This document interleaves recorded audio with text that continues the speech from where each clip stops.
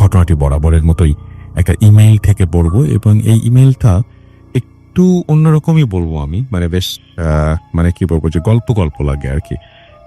তো যাই হোক, আমরা পড়ি, আশা করছি এটা আপনাদের ভালো লাগবে। আমার কাছে যিনি লিখেছেন তিনি হচ্ছেন শিকদার মেহেদি হাসান, এবং তিনি যেভাবে লিখেছেন আমি সেভাবেই পড়ার চেষ্টা করছি।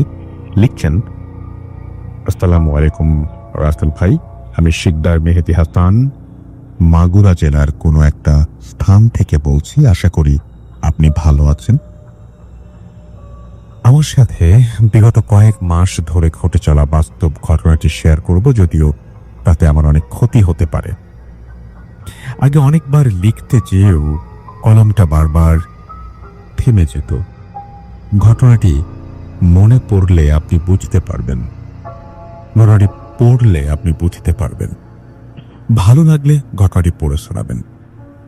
ঘটনাটি শুরু হয় 29 জুলাই 2019 সালের সোমবারে। কোরবানি ঈদের ঠিক 2 সপ্তাহ আগে সোমবার হতে ঘটনাটি শুরু হয়।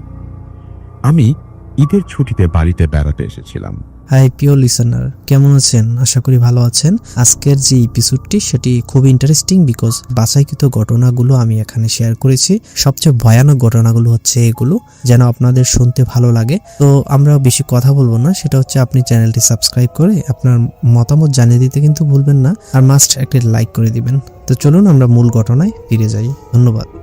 আমি বাইরের দেশের ইউনিভার্সিটিতে পড়ব বলে পাসপোর্ট করব ভেবেছিলাম, কিন্তু আমার জন্ম নিবন্ধন কার্ডে কিছু ভুল থাকার কারণে আমি সেটা ইউনিয়ন কাউন্সিল অফিসে সংশোধন করতে দিয়েছিলাম। সেটা আনতে যাব বলে আমি সিদ্ধান্ত নেই, আর তাই আমি সেদিন বিকেল বেলা বাজারে যাওয়ার সিদ্ধান্ত নিলাম। যে ভাবনা সেই কাজ। দুপুরবেলা খাওয়ার পর একটু বিশ্রাম করে বিকাল 3:45 দিকে আমার সাইকেল নিয়ে আমাদের গ্রামের প্রাইমারি স্কুলের পাশ দিয়ে যাওয়া পাকা রাস্তা বরাবর গন্তব্যের দিকে রওনা করলাম। কিছু দূর যেতে যেতে পরিবেশটা যেন একটু পরিবর্তন হয়ে গেল। আমার কানে কোন এক অজানা স্থান থেকে ভেসে আসতে লাগলো এক সুমধুর গান। গানটা যে কি ছিল আমি বুঝতে পারছিলাম না, তবে কেন যেন গানটা আমাকে এক অন্য জগতে ভাসিয়ে নিয়ে যাচ্ছিল। যতই সামনে যাচ্ছিলাম গানের সুর ততই সুন্দর হতে লাগলো। তবে খেয়াল করার বিষয় এটা, আমার মনে তখনও কোনো ভয় আসেনি, কারণ তখন ছিল বিকেলবেলা। যদিও আমি সেদিন খেয়াল করেছিলাম সারা রাস্তা জুড়ে একটা লোকও দেখতে পেলাম না। যাই হোক, আমি তখনও আস্তে আস্তে সাইকেল চালাতে চালাতে সামনে যেতে লাগলাম, আর সেই সুন্দর সুরের গান আকৃষ্ট হয়ে শুনতে লাগলাম। অবশেষে বেশ কিছু দূর যাওয়ার পর যখন আমি একটা মোড় অতিক্রম করলাম, তখন এক ভীষণ সুন্দরী মেয়েকে দেখতে পেলাম। সত্যি বলতে আমি এমন সুন্দর আগে কখনো দেখিনি। আমি দেখলাম ওই মেয়েটি হেঁটে হেঁটে যাচ্ছে, আর ওর পাশে দুটো ছোট মেয়ে গল্প করতে করতে যাচ্ছে। আমি অবাক চোখে শুধু মেয়েটিকে দেখছিলাম। অদ্ভুত ব্যাপার হলো, মেয়েটা আমার দিকে তাকিয়ে হাসছিল, যার কারণে আমি ওই মেয়েটাকে আরো বেশি ভালো পছন্দ করে ফেলেছিলাম। এইভাবে যে কত সময় কেটে গেল সেটা আমার খেয়াল ছিল না। হঠাৎ আমার কানে আজানের শব্দ ভেসে আসলো, আর সেটা ছিল আসরের আজান। আমি ঘড়ির দিকে তাকাতে গেলাম, ঠিক তখনই মেয়েটা আমাকে অতিক্রম করে চলে যেতে লাগলো। আমি ঘড়ির দিকে তাকিয়ে দেখলাম 5টা বাজে। আমি হতবাক হয়ে গেলাম, কারণ আমাদের গ্রাম থেকে বাজারে যেতে সময় লাগে 10-15 মিনিট, আর আমি সেই একটা জায়গাতে সাইকেল চালাচ্ছিলাম, তাও প্রায় 1 ঘন্টা 10 মিনিট ধরে। এত কিছু ভাবতে ভাবতে পিছনে তাকিয়ে দেখি মেয়েটি নেই, আর সেই সুরটাও শোনা যাচ্ছে না। কিছু সময় চিন্তা ভাবনা করার পর নিজেকে বোঝালাম হয়তো আমি দেরি করে বাড়ি থেকে বের হয়েছি, তাই আজান দিয়ে দিয়েছে। আবার ভাবলাম মেয়েটার বাড়ি হয়তো আশেপাশে কোথাও, তাই আর দেখতে পাইনি। তারপর আমি তাড়াতাড়ি বাজারে গেলাম এবং আমার কাজ সেরে বাড়ি চলে আসলাম। বিকেলে খেলতে গেলাম আর সবকিছু ভুলে গেলাম। রাতের খাবার খেয়ে সবাই ঘুমিয়ে পড়েছিলাম। ঠিক রাত 12টার দিকে আবার আমার ঘুম ভাঙল সেই অজানা সুরে। কিছু সময় শুনতে হঠাৎ আমি নুপুরের আওয়াজ শুনতে পেলাম। মনে হচ্ছিল কোনো একটা মেয়ে আমার ঘরের পাশ দিয়ে হাঁটছে। আমি তাকে দেখার জন্য বাইরে বের হলাম। আমি দেখলাম সেই মেয়েটা যার সাথে বিকেলে বাজারে যাওয়ার পথে দেখা হয়েছিল। সত্যি বলতে তখনও আমার কোনো ভয় ছিল না। আমি তার দিকে এগোতে থাকলাম। দেখলাম সে আমার দিকে আমার পুকুরের পাড়ে বসে গান করছে এবং সেই গানের শব্দ আমার কানে ভেসে আসছে। সে আমাকে পাশে বসতে বলল। আমি কিছু মনে না করে তার পাশে বসে পড়লাম। তারপর আমি তাকে জিজ্ঞেস করলাম, তোমার নাম কি? সে উত্তর দিল, তার নাম হালিমা। আমি বললাম, তুমি কোথায় থাকো? সে বলল, আকাশে। এই কথা শুনে আমি কিছুটা অবাক হয়েছিলাম। আমি তাকে বললাম, আকাশে থাকো মানে? আমি কিছু বুঝলাম না। তারপর সে আমাকে বলল, ওই যে আলোটা দেখতে পাচ্ছ ওইখানে, তুমি চাইলে আমি তোমাকে নিয়ে যেতে পারি। আমি বললাম, আমি এখন যেতে পারবো না। এইভাবে আমাদের মধ্যে অনেক কথা হলো। হঠাৎ আমার কানে আবার আজানের শব্দ ভেসে আসলো আর মনে হলো এই মাত্র বুঝি ঘুম থেকে উঠেছি। আমি চারিদিকে তাকিয়ে দেখলাম আমি পুকুর পাড়ে বসে আছি। অনেকটা ভয় পেলাম। কাউকে কিছু না জানিয়ে নামাজ পড়তে চলে গেলাম। সেদিন আমি ভাবতে থাকলাম আমার সাথে এগুলো কি হচ্ছে। মনকে বারবার বোঝাতে লাগলাম এটা হয়তো আমার মনের ভুল, আর না হয় আমি স্বপ্ন দেখেছি। ঠিক তখনই কেউ যেন আমার কানের কাছে এসে ফিস করে বলতে লাগলো, এটা তোমার ভুল না, এটাই তোমার সাথে যা কিছু হচ্ছে তার সবকিছুই সত্যি। আর আমি হলাম তোমার স্বপ্নের হালিমা সুলতানা। তখন হঠাৎ আমার মনে পড়ে গেল আমি বহুদিন আগে একটা মেয়েকে স্বপ্ন দেখতাম, তার নাম হালিমা। সে আমার স্বপ্নে আসতো আর আমার সাথে গল্প করত। আর এই স্বপ্নের জন্য আমার বাবা মা আমাকে অনেক হুজুর দেখিয়েছেন। তারপরও স্বপ্নটা যেন কখনোই থেমে থাকতো না। মাঝখানে 3-4 বছর যাবত আমি স্বপ্নে আর তাকে দেখতাম না। এবার আমি মনে মনে ভাবতে লাগলাম বহুদিন আগে থেকে দেখে আসা সেই স্বপ্নের মেয়েটার সাথে গতকালকে দেখা মেয়েটার সব কিছু যেন মিলে যাচ্ছিল। মনকে কিছুতেই বুঝাতে পারছিলাম না স্বপ্ন কি কখনো সত্যি হয়। তখন আমি তাকে বললাম, তুমি যদি সত্য হয়ে থাকো তাহলে কেন তুমি শুধু স্বপ্নে আসো, আর কেনই বা আজান দিলে তুমি চলে যাও? সব সময় কেন থাকো না?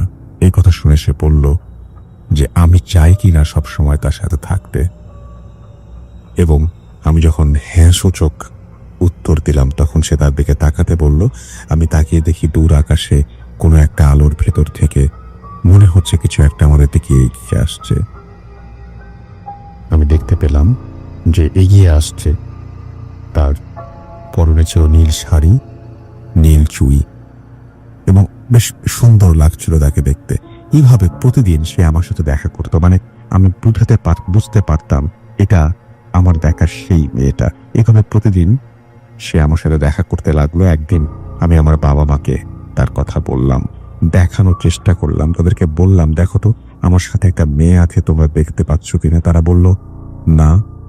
অথচ সেই হালিমা নামের মেয়েটাও তখনও আমার সামনে দাঁড়িয়েছিল। তারপর আমার বাবা মা সিদ্ধান্ত নিল আমাকে একটা হুজুরের কাছে নিয়ে যাবে। যে ভাবনা সেই কাজ। হুজুর আমাকে দেখে তখন বলল যে তোমার ছেলেকে পড়িতে আসর করেছে, এখন এর থেকে মুক্তি পাওয়া তো অনেক কষ্টকর। তারপর আমার কিছু তেল পড়া ও পানি পড়া দিল এবং বাড়ি নিয়ে গেল। ওই দিন রাতেই সেই মেয়েটা আমাকে বলল যে আমাকে তার থেকে নাকি কেউ আলাদা করতে পারবে না, এবং সে বলল আমাকে আজকে রাতে তাদের বাড়িতে দিয়ে যাবে। এরপর সে আমার হাতটা ধরে আমাকে নিয়ে যেতে লাগলো। মনে হলো আমি যেন হাওয়ায় ভাসতে ভাসতে আস্তে আস্তে আকাশের দিকে উঠতে লাগলাম। হঠাৎ এক সময় সবকিছু বদলে গেল।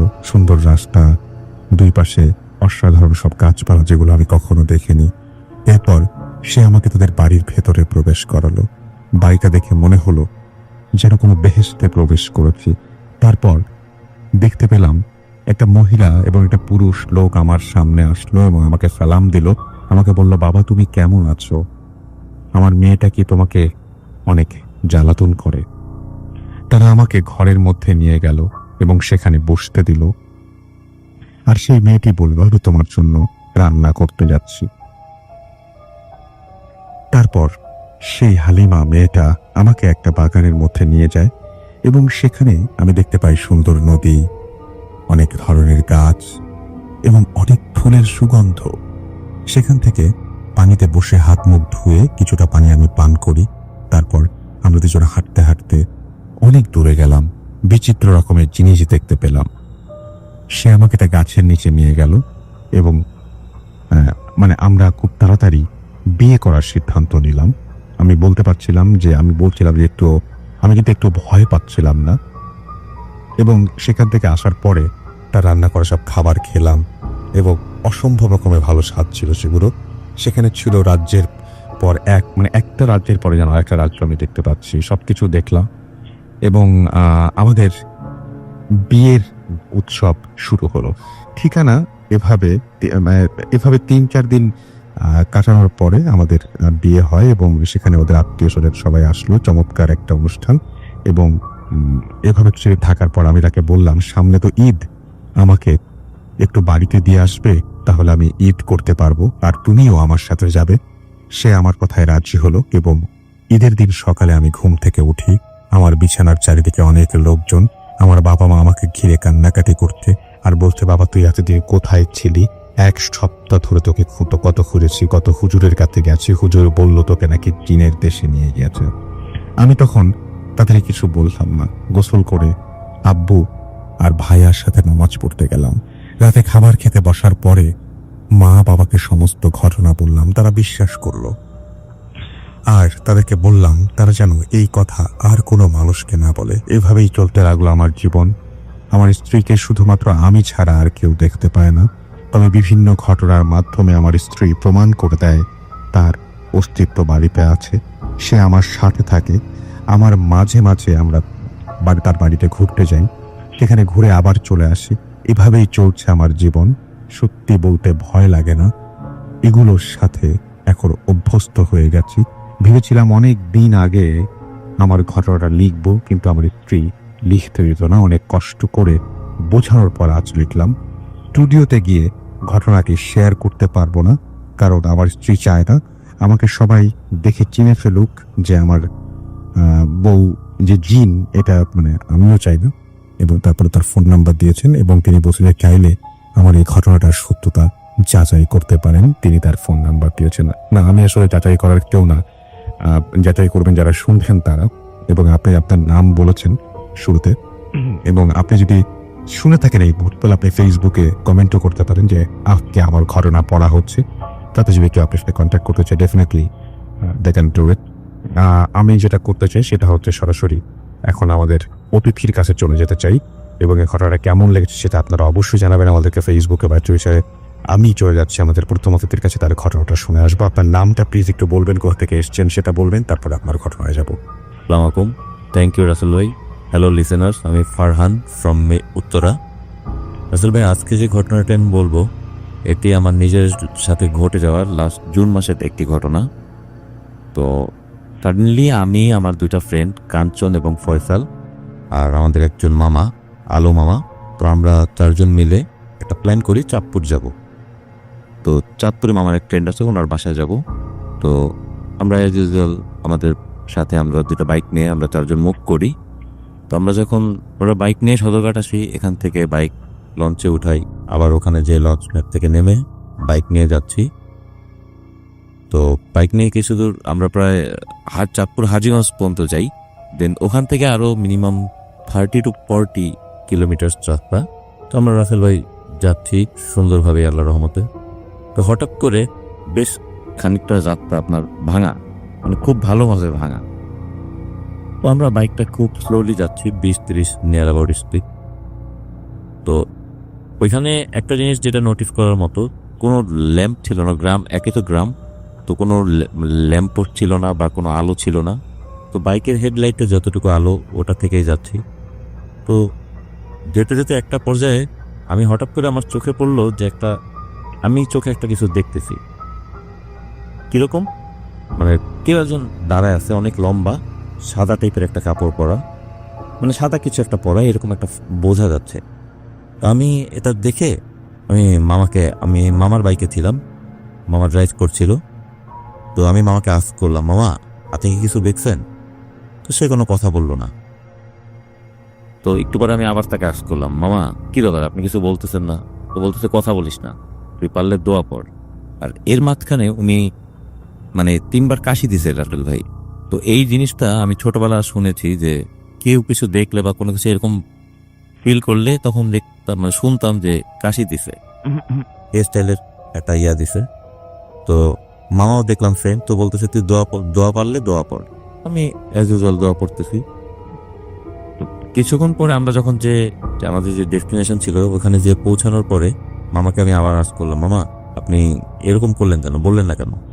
তখন মামা বলল, আমি ওইখানে মানে আমিও এই জিনিসটাই দেখছি যে একটা মহিলা টাইপ, অনেক লম্বা, সাদা কাপড় পরা, ওনার চুল মানে সামনের দিকে দেয়, এই টাইপের একটা কিছু। তো আর চোখ দিয়ে মানে মনে হচ্ছে ব্লাড পড়তেছে।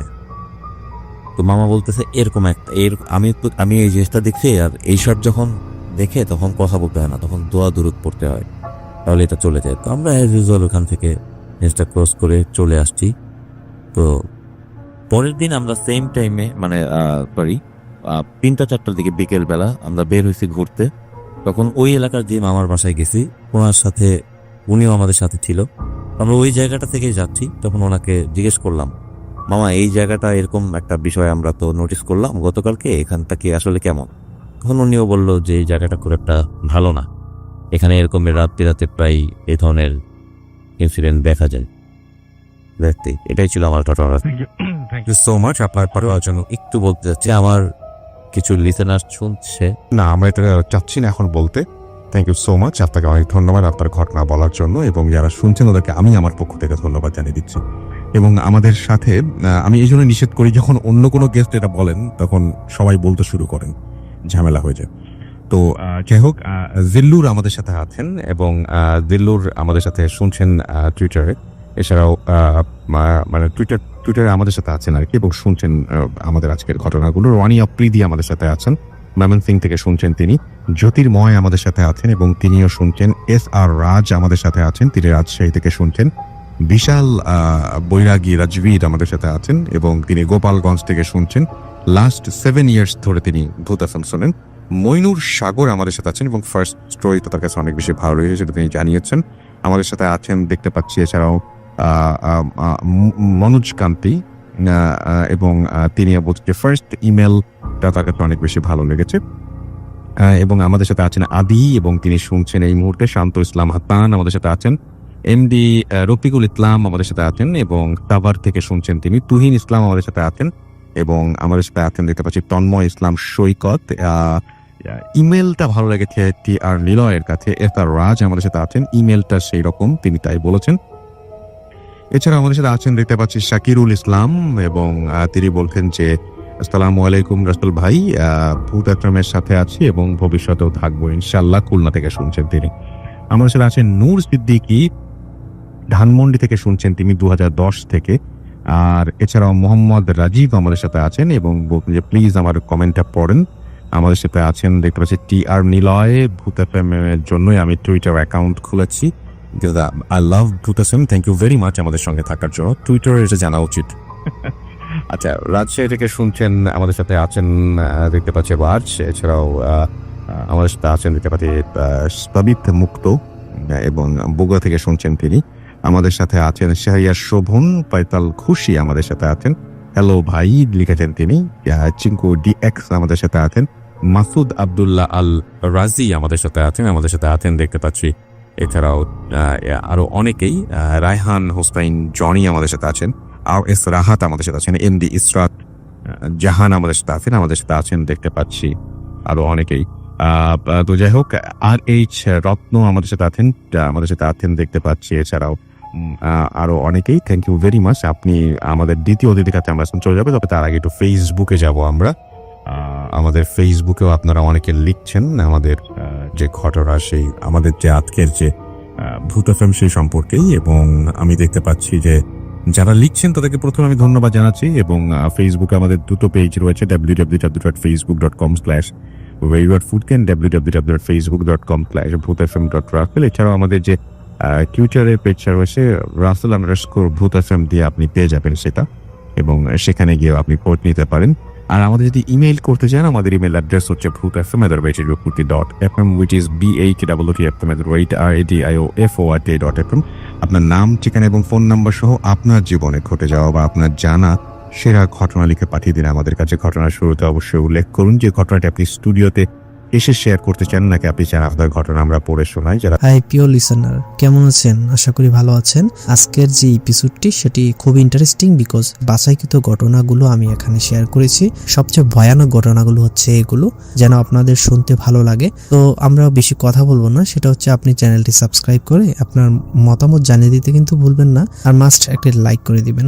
তো চলুন আমরা মূল ঘটনায় ফিরে যাই। ধন্যবাদ। দ্বিতীয় অতিথির কাছে আপনার নামটা প্লিজ একটু বলবেন, কোথা থেকে এসেছেন সেটা বলবেন, তারপর আপনার ঘটনায় যাব। জি, আমি মাহমুদ হাসান মৃদুল, উত্তরা থেকে এসেছি। ধন্যবাদ রাসেল ভাই। এই ঘটনাটি স্টেশন রোড টঙ্গীর একটি ঘটনা। তো জি। লেখাপড়ার উদ্দেশ্যে আমি ময়মনসিং থেকে প্রথম উত্তরাতে আসি, মানে ঢাকায় আসি। তো ব্যাচেলার লাইফের একটা ঘটনা দেখা যাচ্ছে যে আমি স্টেশন রোডে একটা বাসায় থাকি, নাম ছিল লাইট হাউস, 9 তলায়। টপ রোডে বাসাটা ছিল, মানে 7 তলার উপর। ওখানে একটা ঘটনা, যখন আমি ওই মেসে থাকা অবস্থায় প্রায় সময় দেখা যেত মিল কম পড়ে যেত। বিষয়টা এরকম না যে প্রায় সময় কমে যেত, বিশেষ করে একটা নির্দিষ্ট সময়ে মিলটা, যখন 10 জন আছি বা 8 জন আছি, মিলটা ক্যালকুলেশন করে ভাগ করে দেওয়া হচ্ছে। তো সেখানে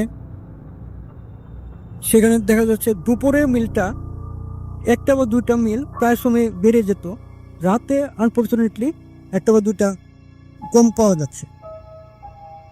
স্বভাবতই বাজারের দায়িত্ব বা একটা নির্দিষ্ট সময় পরে মিলটা ভাগ করার দায়িত্ব আমার উপরে পড়ে।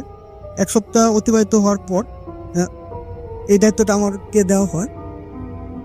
আমি প্রথম দিন যখন ভাগ করলাম, দেখলাম যে সেম ঘটনা ঘটলো।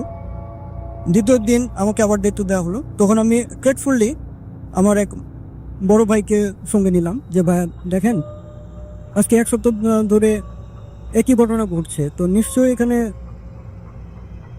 কোনো ঘটনা থাকতে পারে। তো দুজনে মিলে গুনে 10টা বা 12টা মিল ভাগ করে দেওয়া হয়েছে। পাশাপাশি আমার যে রুমমেট ছিল, তো রুমমেটটা একটা কল সেন্টারে চাকরি করতো। কল সেন্টারে ওই ভাইয়াকে বলে রাখলাম যে ভাইয়া আপনি তো বাসায় থাকেন, আপনার তো নাইট ডিউটি, তো আপনি এই বিষয়টুকু খেয়াল রাখবেন যে দুপুরের মিলটা কম পড়ছে না, কিন্তু রাতে এরকম কেন হচ্ছে। পরবর্তীতে ওই ভাইয়াটা বিষয়টা বুঝতে পারলো। বোঝার পরে খুব সম্ভবত রাতে 9টা বা 9:30 এরকম বাজে, সে রেডি হচ্ছে যে তার কল সেন্টারের কাজে যাবে। তো দেখলো কি, একটা বিদ্যুটে কালো বিড়াল, মানে এরকম বৃষ্টি একটা কালো বিড়াল 7 তলার উপরে আসছে। কিচেন রুমে গেল, যাওয়ার পরে যে বাটিগুলি আমরা ভাগ করে রাখতাম মিলের জন্য, ওখানে ঘোরাফেরা করছে বা গন্ধ শোকার চেষ্টা করছে। বন্ধ থাকার চেষ্টা করার পরে সে খাবারের জন্য চেষ্টা করিনি। মানে যদি এরকম হতো যে সে হয়তো ফেলে নষ্ট করবে বা নষ্ট করার চেষ্টা করেনি, সে গন্ধটা শুকে যে ভেন্টিলেটরটা ছিল ভেন্টিলেটরের উপর দিয়ে লাফ দিয়ে চলে গেছে। চলে যাওয়ার পরে ওই ভাইটা বিষয়টা খেয়াল করলো যে একটা কালো বিড়াল প্রতিনিয়ত আসছে। তো সে ওয়াশরুমে গেল। ওয়াশরুমে যাওয়ার ফ্রেশ ট্রেশ হয়ে যখন সে আবার কিচেন রুমের দিকে গেল, দেখা গেল যে দুটা মিল এখানে কম পড়ে গেছে।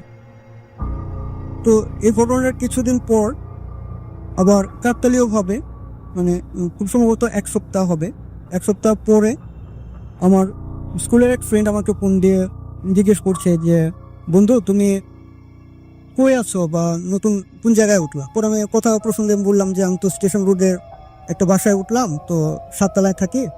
তো আমার যে ফ্ল্যাটটা এটার পাশে হচ্ছে একটা অংশ খোলা ছাদ আর একটা অংশে হচ্ছে 2টো রুম, ওইখানে আমি ব্যাচেলার থাকি। তো সে কথা প্রসঙ্গে আমাকে একটু সতর্কতা বলবো না, মানে নর্মালি বললো যে দেখো একটু সাবধানে থেকো। তো কথা প্রসঙ্গে কথা বললাম। তো কিছুক্ষণ পর আমি কথা শেষ করলে মোবাইলে কথাটা শেষ করলাম, শেষ করে আবার আমার বাবা মাকে ফোন দিলাম যে আমি আলহামদুলিল্লাহ ভালো আছি। তো 1 সপ্তাহ যেহেতু হয়ে গেছে খোঁজখবর নেই। তো তারপর দেখা গেল কথা শেষ করেছি, আচমকা আমি টপ ফ্লোরের দিকে তাকালাম। অর্থাৎ 7 তলার যে টপ ফ্লোরটা একটা অংশ, ওইখানে কার্নিশ আছে, তারপর উপরে যে পানি ট্যাঙ্কটা আছে।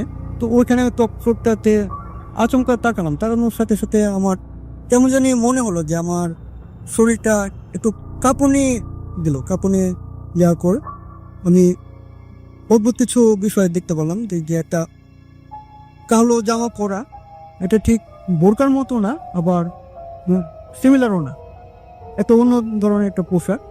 তো কালো পোশাক পরা ওই মেয়েটা আমার দিকে তাকিয়ে আছে, মানে এমনভাবে তাকিয়ে আছে যে দেখে মনে হচ্ছে যে আমার প্রচণ্ড খুব আমার প্রতি, মানে আমাকে পারলে সে হেনস্থা করবে বা কোনো মারধরের একটা আশঙ্কা আছে যে আমাকে ওভাবে সে আমার দিকে দৃষ্টিটা ওভাবে সে তাকিয়ে আছে। তো এটা দেখে আমি প্রথম অবস্থায় ঘাবড়ালাম না যে এটা হয়তো আমার মনের ভুল, এরকম কোনো কিছু ঘটনা ঘটতে পারে, যেহেতু আমি নতুন জায়গায় এসেছি। তো হয়তো এটা আমার মনের ভুল হতে পারে। তো এটা আমি পরীক্ষা করার জন্য চোখটা বন্ধ করলাম। চোখটা বন্ধ করার 30 সেকেন্ড পরে আমি আবার তাকালাম। তো দেখলাম যে ওটা কালো কোনো মেয়ে না। তো সাথে সাথে সে মুখ পরিবর্তন করলো, মানে চেহারাটা এমনভাবে পরিবর্তন করলো যে একটা দেখা যাচ্ছে যে কোনো পাখির মতো, হয়তো সেটা উট পাখির মতো হতে পারে বা বিশাল আকার কোনো পাখি হতে পারে। পাখিটা এটা আমার সচরাচর দেখা কোনো পাখি না, ওই ন্যাশনাল জিওগ্রাফিক বা ডিসকভারিতে যেরকম দেখা এরকম কোনো পাখি না। তো দেখে সাথে সাথে আমার কাছে মনে হলো যে সিমিলার, মানে আমার বাস্তব জীবনের সাথে মিলছে না। তো সাথে সাথে ওরকম একটা পাখির মতো হয়ে সে উড়ে চলে গেল। তো ওটা দেখার সাথে সাথে আমি ও বাবা গো এটা বলে আমি একটা চিৎকার করলাম। মানে চিৎকার করার সাথে সাথে আমার মনে হলো যে কেউ হয়তো আমাকে স্ট্রেচারে করে নিয়ে যাচ্ছে, স্ট্রেচারে করে 4-5 জন ধরে আমাকে কোথাও নিয়ে যাচ্ছে। আর নিয়ে যাওয়ার পর আমার মাথা পানি ঢালছে। তো এরপর আমার কিছু মনে নেই। তারপর যখন সকালে আমি ঘুম থেকে উঠলাম, ঘুম থেকে ওঠার পর আমার যে রুমমেট ছিল, তা আমার পাশে বেড়ে যিনি ছিলেন, তাকে আমি জিজ্ঞেস করলাম যে ভাইয়া কালকে রাতে তো এরকম একটা ঘটনা ঘটেছে। তো আমার প্রচণ্ড গরম ছিল, তো আমি ছাদে গিয়েছিলাম কথা বলার জন্য, মোবাইলে কথা বলার জন্য। তো এরকম একটা ঘটনা ঘটেছে, এরকম আমি দেখেছি। তখন সে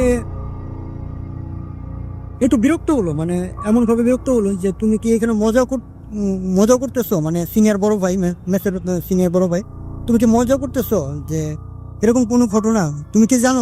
গত রাতে এমন বৃষ্টি হয়েছে যে ফ্যানটা পর্যন্ত বন্ধ রাখতে হয়েছে, আর তুমি বলতেছো যে তোমার গরম লাগছে, তুমি ছাদে গিয়ে এরকম একটা দৃশ্য দেখছো। তো ওই বড় ভাইকে কোনোভাবেই আর বিশ্বাস করাতে পারছি না যে এটা বড় ভাই আসলে এরকম একটা ঘটনা ঘটছে। তখন আমার মনে হলো, তখন আমি একটু কনফিউজড হয়ে গেলাম যে এটা আসলে কি এটা আমার মনে ভুল। তখন আমি সাথে সাথে আমার মোবাইলটা বের করলাম, মোবাইলটা বের করে চেক করতে চাইলাম যে আমি গত রাতে আমার ওই স্কুলের ওই ফ্রেন্ডকে ফোন দিয়েছিলাম বা বাবা মাকে ফোন দিয়েছিলাম, তো ওটা আমি চেক করি যে তাহলে তো বোঝা যাবে যে আসলে এরকম কোনো ঘটনা ঘটেছে কিনা, বা আমি টাইমটা মিলিয়ে দেখার চেষ্টা করলাম। তো আমার ফোনটা নিলাম, ফোনটা নেওয়ার পরে আমি তাৎক্ষণিকভাবে খেয়াল করলাম যে আমার ডায়ালে কোনো নাম্বার নেই বা কোনো মিস কল নেই বা কোনো রিসিভ করা নেই, সম্পূর্ণ ব্ল্যাঙ্ক অবস্থায় আছে। তো এই ঘটনার 5-6 দিন পর একদিন আমি আমার পলিটেকনিক থেকে বাসায় গেলাম। বাসায় যাওয়ার পর ক্লাস শেষ করে বাসায় যাওয়ার পর খুব সম্ভবত এটা মাগরিবের আজান দিবে এরকম একটা সময়। তো আমি বাসায় গেলাম, বাসায় ওই টাইমটাতে কেউ ছিল না, আমি একাই দরজা খুলে ভেতরে গেলাম। ভেতরে যাওয়ার পর ভেতর থেকে একটা ধূপ জ্বালালে যেরকম গন্ধ হয় ঠিক সেরকম একটা গন্ধ। আমার মনে হলো যে কেউ ধূপ জ্বালিয়েছে।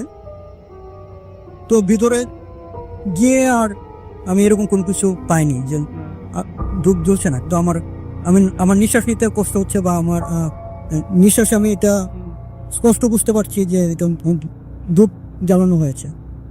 তো এর কিছুক্ষণ পর আমি ওয়াশরুমে গিয়ে ফ্রেশ হয়ে তারপর আবার যখন আসলাম, তখন নিচে যাব যে কোনো একটা কারণে, তখন যেহেতু আমি পলিটেকনিকে পড়ছি, তো আমার যে কোনো একটা প্রয়োজন, আমি নিচে গেলাম। নিচে যাওয়ার পর নিচে যাব আমি, ছাদের যে দরজাটা, ওই দরজাটা আমি বন্ধ অবস্থায় পেলাম, বা আমার কাছে মনে হলো যে বাইরে থেকে কেউ আটকিয়ে দিয়েছে। তো আমি বাইরে থেকে প্রচণ্ড ধাক্কা দিচ্ছি, কিন্তু দরজার কোনো অবস্থায় খুলছে না।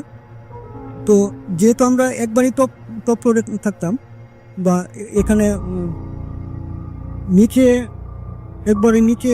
আপনার শেষ করতে হবে ঘটনাটা কি হয়েছে, তারপরে আমি তারপরে আপনি মূল ঘটনায় আসি আমরা। জি,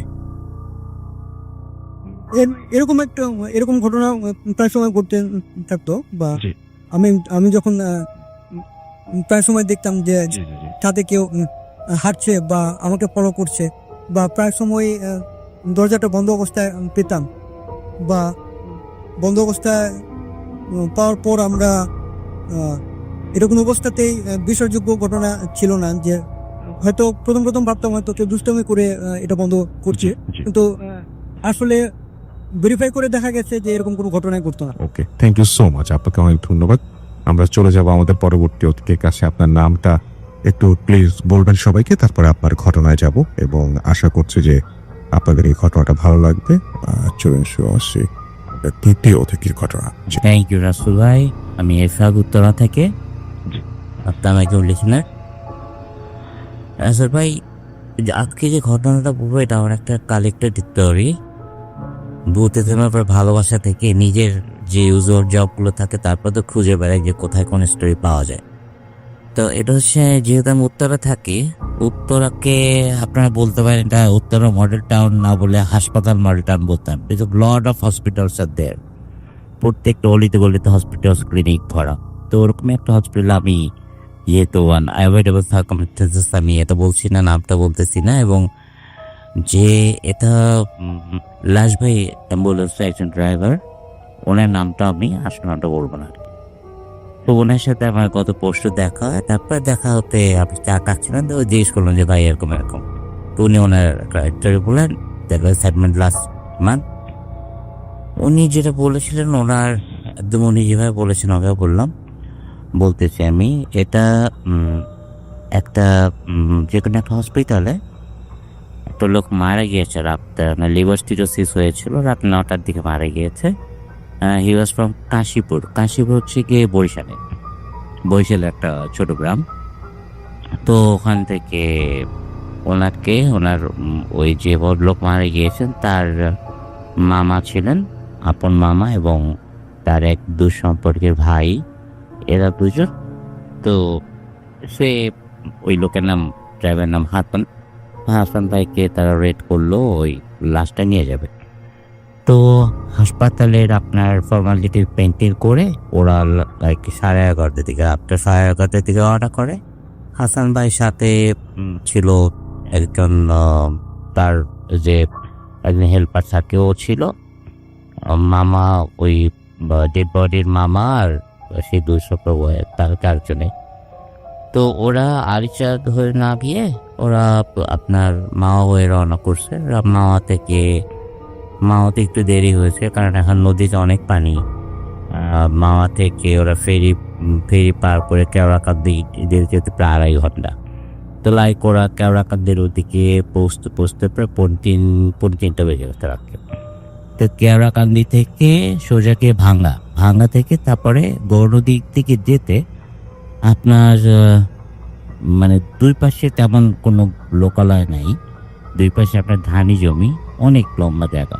তো উনি যেভাবে বললো যে আমরা ভাঙ্গা পাস করে লাইক 15-20 মিনিট আমরা ড্রাইভ করছি, হঠাৎ করে আমার গাড়ির সামনে মনে হয় বানরের মতো পড়ছে। তো বানরের মতো পড়ছে দেখে আমি গাড়িটা খুব হার্ড ব্রেক করলাম। যখনই আমি ব্রেক করে আসলে তখন দেখলাম যে না, একটা বানর না, অ্যান্ড ওইটা আসলে বানর ছিল না, এটা বানরের মতো দেখতে, কিন্তু মুখটা হচ্ছে কি আপনার এগুলো খুবই ছোট ছোট, মুখটা মানুষের মতো কুৎসিত মানুষের মতো, কিন্তু প্রত্যেকটা লেজ আছে এবং গায়ে বড় বড় পশম। এই জিনিস আমার জীবনে কখনো দেখিনি। তো ওরা গাড়িটাকে এমনভাবে ওরা অনেকগুলো অ্যাটাক করছে যে গাড়িতে ওরা কেউ ইয়ের উপর করতেছে, উইন্ডশিল্ডের করতেছে, লাফালাফি করতেছে, এবং তাদের চোখগুলো ছিল হচ্ছে আপনার একটু বড় বড় লাচে এবং জল বের করতেছিল। এগুলো দেখে এখন হাসান ভাই বারবার গাড়ি স্টার্ট করছে, তো গাড়ি স্টার্ট নিচ্ছে না। আরও একটা জিনিস যেটা ঘটেছে, ওই রাস্তাটা যে বরিশালে ওই ভাঙ্গা থেকে সোজা রোডটা যেটা গিয়েছে, ওটা কিন্তু আপনার রাসেল ভাই বরিশালে যায়, ওখান থেকে স্বরূপকাঠি যায়, ওখান থেকে পটুয়াখালী যায়, বরগুনা, ওই সেম রোড, এবং প্রচুর মানে নাইটের গাড়িগুলো ওখান থেকে চলে। কিন্তু উনি আমাকে বললো যে এরশাদ ভাই, ওই যে সময় এই ঘটনাগুলো যে ঘটতেছে, there was not a single bus, no minibus, no truck, nothing, কিছুই পাচ্ছিলাম না। এবং আমরা খুব চাচ্ছিলাম যে একটা কিছু পাই আমরা যেন হেল্পের জন্য বলতে পারি, যে কারণ আমরা গাড়ি থেকে নামতে পারতেছি না।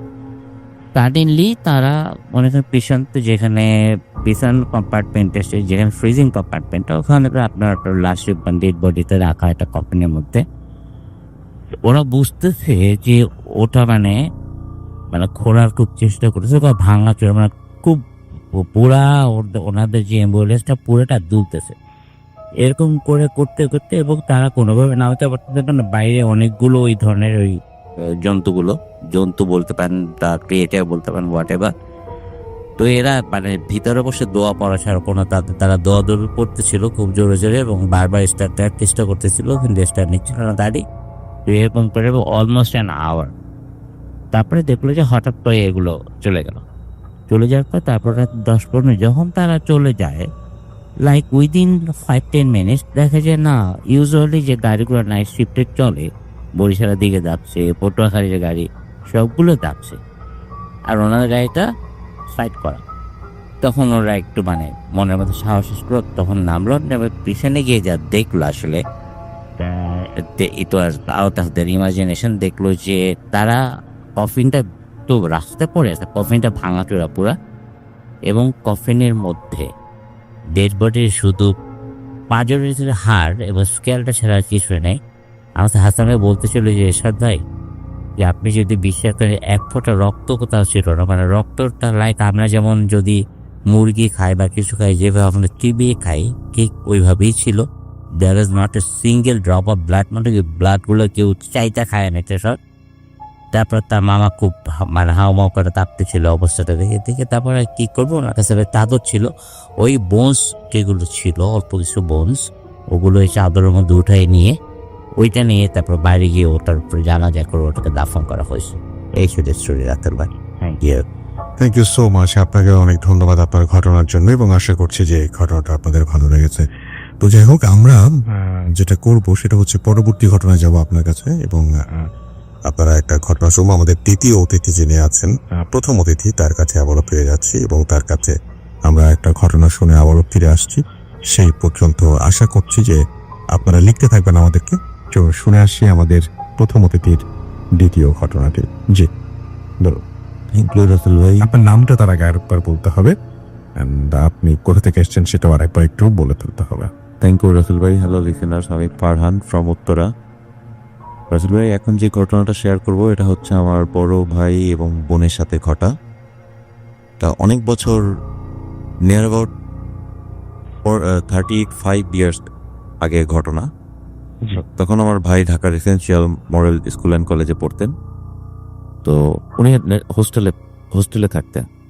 তো একদিন শীতের বিকেলে আমার মেজো বোন তো ব্যাডমিন্টন খেলতে, হঠাৎ করে দেখতেছে কি সন্ধ্যার ঠিক আগ মুহূর্তে, মাগরিবের আজান তখনও দেয়নি, তো দেখতেছে যে হঠাৎ করে যে ভাইয়া হাত দিয়ে আপুকে ইশারা দিচ্ছে। আপু তো অনেক এক্সাইটেড হয়ে গেছে যে ভাইয়া এত মানে এই সময় হঠাৎ করে বাসায় কিছু না বলে কিভাবে আসছে।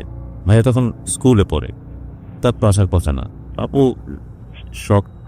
তারপরে ভাইয়া হাত দিয়ে তাকে ইশারা দিচ্ছে, আপু দৌড়ে ভাইয়ার দিকে গেছে, মানে যাচ্ছে। তো যতই কাছে যাচ্ছে মানে মনে হয় ভাইয়া ততই দূরে সরতেছে, এরকম একটা বিষয়। তো এরপরে মানে কিছু দূর যাওয়ার পরে এর ভিতরে মাগরিবের আজান দিয়ে দিয়েছে রাসেল ভাই। তো আমি তার আগে একটু বলে রাখি রাসেল ভাই, আমার হোম টাউন বরিশালে। তো আমাদের যে বাসাটা, ওটা বাসার একটা পোর্শন আপনার একটু ব্যাকওয়ার্ড, এবং ওইখানে এই টাইপের অনেক প্যারানরমাল অ্যাক্টিভিটিদের অনেক বিষয় এখানে আছে। তো ওইটা হচ্ছে তিনটা বাসার মিলে একটা কর্নার রাসেল ভাই। তো ওই কর্নারের দিকে যাচ্ছে। এমন সময় আমার কাজিন ছিল আমার আপুর সাথে। তো আমার কাজিন আমার আপুকে বলতেছে, তুই কোথায় যাচ্ছিস? বলতেছে, তুই দেখতেছিস না দাদা আসছে, ঢাকা থেকে দাদা আসছে। আপু বলতেছে, কোথায় দাদাকে তো দেখা যাচ্ছে না। বাপু সামনেই তো দাঁড়ানো আছে। তো বলতেছে, কোনো দাদা আসে না, তুই চল ভিতরে চল। এই কথা বলে আপুকে ভিতরে নিয়ে আসে। আসার পরে আপুকে জিজ্ঞেস করে, মানে আমার আম্মার কাছে ঘটনাটা বলতেছে কাজিন। তো আপু আম্মার সাথে এইভাবে শেয়ার করতো যে আপু দেখতে যে আমার বড় ভাই আসছে। তখন হোস্টেলের এসেন্সিয়াল মডেল স্কুল অ্যান্ড কলেজে হোস্টেলের একটা ড্রেস থাকে, ড্রেস কোড আছে ওদের। তো ওইরকম একটা ড্রেস পরা ভাইয়া আপুকে হাত দিয়ে ইশারা করে ডাকছে। আসসালামু আলাইকুম রাতেল ভাই, আমি তামিউল ইসলাম সিদ্দিকী দীপ্ত, আমি পোল্যান্ডে থাকি। আজকে শুরুতেই ঘটনায় চলে যাই, জিজ্ঞেস করবো না আপনি কেমন আছেন, আমি জানি আপনার সবসময় ভালো দলেই থাকেন। ঘটনাটা যখন আমার সাথে ঘটে, that time I was in Netherland in Amsterdam. তখন আমি আমস্টারডামে পড়ালেখা করতাম।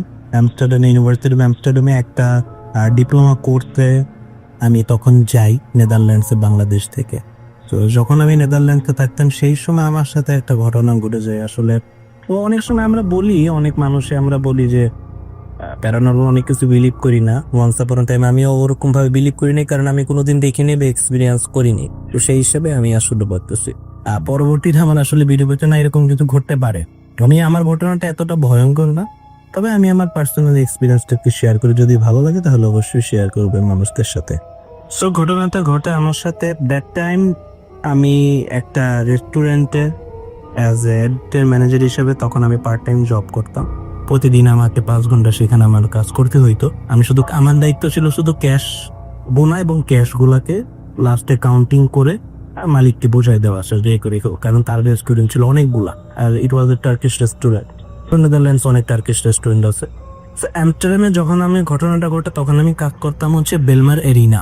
It's a very big place in Amsterdam. এটা খুবই ফেমাস একটা জায়গা বলা যায়। আয়াক যে টিমটা আমরা দেখি চ্যাম্পিয়ন্স লিগে মাঝে মাঝে, এই টিমটা স্টেডিয়ামের বাইরে, আয়াকের ফিল্ডের বাইরেই আমাদের রেস্টুরেন্টটা ছিল। তো সবসময় এটা জমজমাটপূর্ণ একটা জায়গা ছিল। দেখা যায় তো বিকেলবেলা যখন নেদারল্যান্ডস যত ব্যাংক আছে, ব্যাংকের হেডকোয়ার্টার আমস্টারডামের এই বেলমার এরিনাতেই, প্রায় 16-17টা ব্যাংক। তো দেখা যেত যে বিকালবেলা এরকম অবস্থা হইতো মেট্রো রেলে, সেই সময় প্রায় 30-40 হাজার মানুষ একসাথে বাইরে হইতো, সেখান থেকে ক্রাউডলি থাকতো। শুক্রবার নাইট ছিল, শুক্রবার দিন আমার কাজ শেষ, স্যাটারডে সানডে সবকিছু বন্ধ, ইউনিভার্সিটিও বন্ধ, কাজও নাই। আমি আবার 2 দিন কাজ করি না ওই টাইমে, উইকেন্ডে। তো 11:30 দিয়ে ক্লোজ করে আমি বাইর হই, যেহেতু কালকে বন্ধ তাহলে কোনো সমস্যা নেই। তো চিন্তা করলাম যে লাস্ট শো কোথায় আছে, লাস্ট সিনেমাটা আমি যে কোনো একটা মুভি দেখতে চাচ্ছিলাম। আর তখন ফাস্ট অ্যান্ড ফিউরিয়াস 7 আসছিল আমার যতটুকু মনে আছে। ফাস্ট অ্যান্ড ফিউরিয়াস 7 যখন ছাড়ে তখন বেলমার এরিনাতে পাথুয়ে, আমাদের যে সিনেমা হল এটা হচ্ছে নেদারল্যান্ড অ্যামস্টারডামের অন্যতম বড় সিনেমা হল, এখানে লাস্ট শো ছিল রাতে 12টায়। তো একটা সময় লাস্ট চিন্তা করলাম তো 11টা বাজে, 12টার দিকে ঢুকে যাই, ছবি দেখে বের হয়ে করলাম। রাত্রে পুরো ফিল্ম আমি ওরকম ভাবে দেখতে পারি নাই, আমি 2টা 5 কি 6 দিকে আমি বের হয়ে যাই, আমার ভালো লাগতেছিল না। তো বের হয়ে গেলাম, প্রচন্ড শীত ছিল দ্যাট টাইম। তখন বাইরে টেম্পারেচার ছিল -14।